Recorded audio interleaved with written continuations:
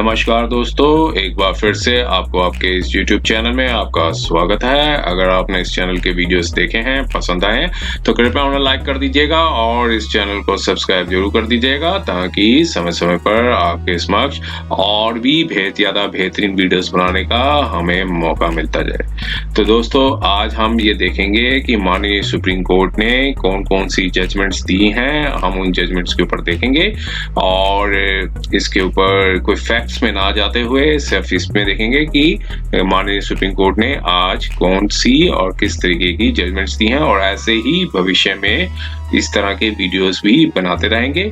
और अगर कोई रेलिवेंट जजमेंट होगी, अगर आपकी कोई रिक्वेस्ट होगी, तो हम उस जजमेंट के ऊपर भी कोई स्पेसिफिक वीडियो बना सकेंगे। तो दोस्तों, चलो देखते हैं आज माननीय सुप्रीम कोर्ट ने किस तरीके की और कैसी जजमेंट्स दी हैं। तो पहली जजमेंट जो आज जो है 24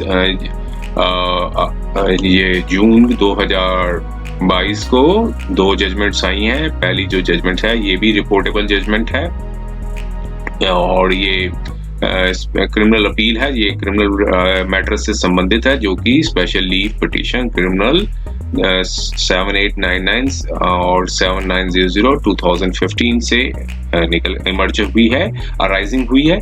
और इस केस में क्या हुआ था कि अपीलेंट को माननीय हाई कोर्ट ने एक डेथ पेनल्टी अवार्ड कर दी थी और इसमें जो सजा है वो हाई कोर्ट थी, वो राजस्थान की जो बेंच थी जोधपुर की, उन्होंने अफर्म्ड कर दी थी कन्विक्शन को। और जो सेंटेंस थी और स्पेशल जज ने जो सेंटेंस अवार्ड की थी जो कि पॉस्को के अंदर अवार्ड की गई थी, और उस सेंटेंस को कंफर्म कर दिया था। और माननीय कोर्ट ने जो सजा थी वो कन्विक्शन की दी थी, जिसमें 363, 365, 376 2 सब पार्ट एफ और 302 इंडियन पीनल कोड की सजा दी थी और कन्विक्शन की थी।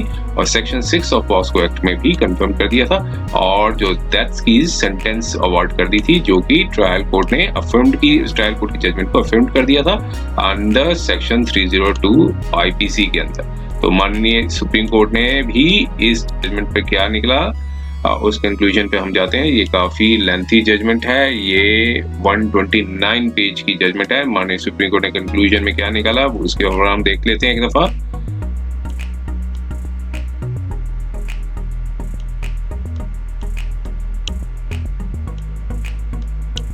देखिए, इस जजमेंट में ये माननीय सुप्रीम कोर्ट ने बताया कि जो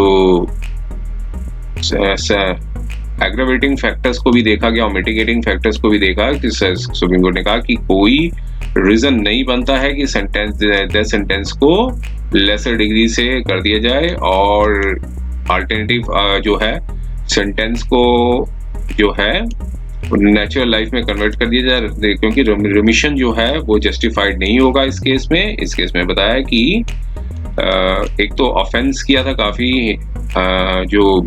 काफी ज्यादा एक्सट्रीम डिप्रेविटी वाला ऑफेंस किया था और जो है मर्डर भी कर दिया था एक बच्ची का और काफी ज्यादा ब्रूचुअल इंजरीज दी थी।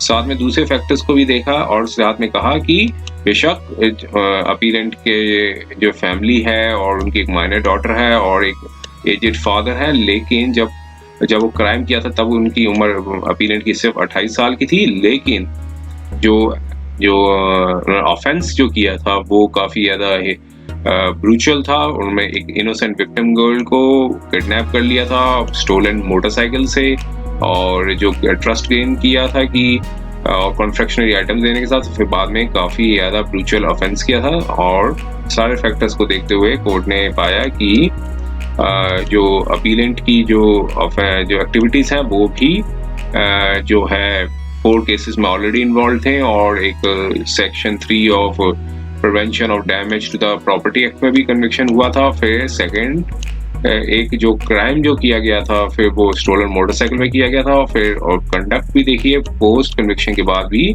7 दिन की पनिशमेंट हुई थी जेल में। तब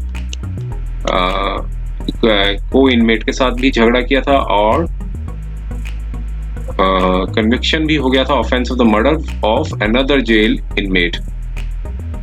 उस दूसरे जेल इनमेट के साथ भी एक कन्विक्शन हो गई थी और ऑफेंस ऑफ मर्डर भी ऐसा लिखा है कोर्ट में, but he has been convicted of the offence of the murder of the another jail inmate.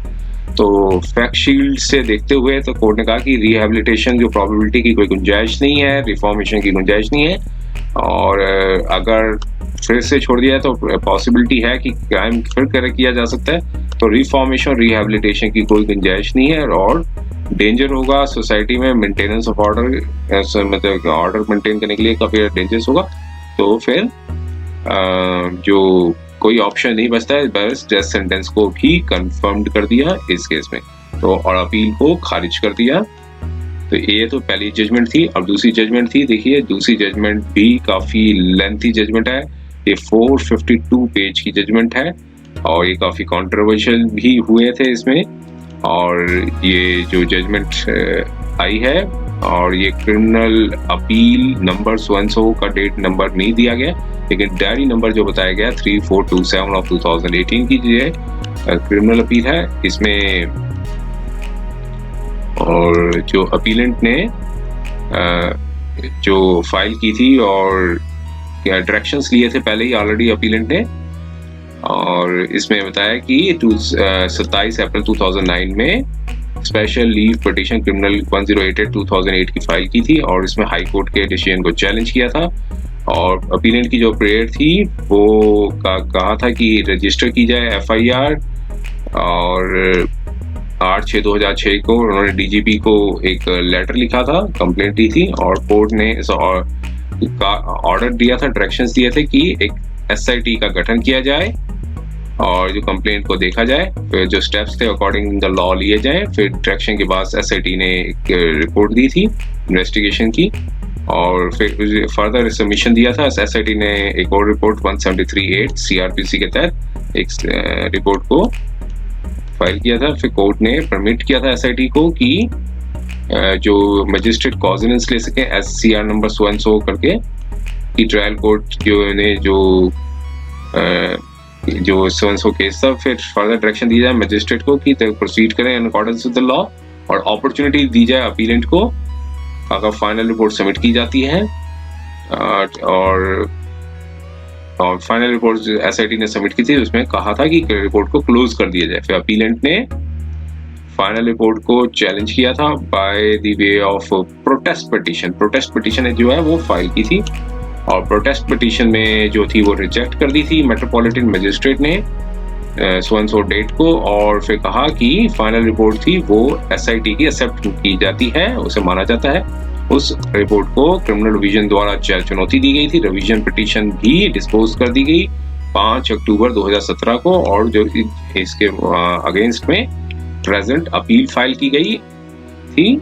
आप ये देखते हैं आगे इसमें फाइनल अपील में भी जो फाइल की गई थी वो हम इसके जो फाइनल काफी लेंथी जजमेंट है उस अपील में जो फाइनल कंक्लूजन है उसमें जाते हैं, और उसमें बताया है कि जो प्रोटेस्ट जो कोर्ट ने पाया कि जो रिपोर्ट पाए, जो प्रोटेस्ट पिटीशन जो फाइल की थी उसमें कोई एरर नहीं है, और इस अपील को भी डिवाइड ऑफ मेरिट्स पाया गया और उसे डिसमिस कर दिया, और सारी पिटीशन जो भी पेंडिंग पिटीशन थी उसको भी डिस्पोज कर दिया। तो उम्मीद है ये 2 जजमेंट्स आए आज की डेट में जो माननीय सुप्रीम कोर्ट ने दी है, ये आपको वीडियो पसंद आया होगा। अगर ये वीडियो पसंद आया तो कृपया इसे लाइक कर दीजिएगा और इस चैनल को सब्सक्राइब जरूर कर दीजिएगा, ताकि रोज हम माननीय सुप्रीम कोर्ट की जो जजमेंट्स आती हैं वो आपके समक्ष रख सकें। और समय देने के लिए बहुत बहुत धन्यवाद।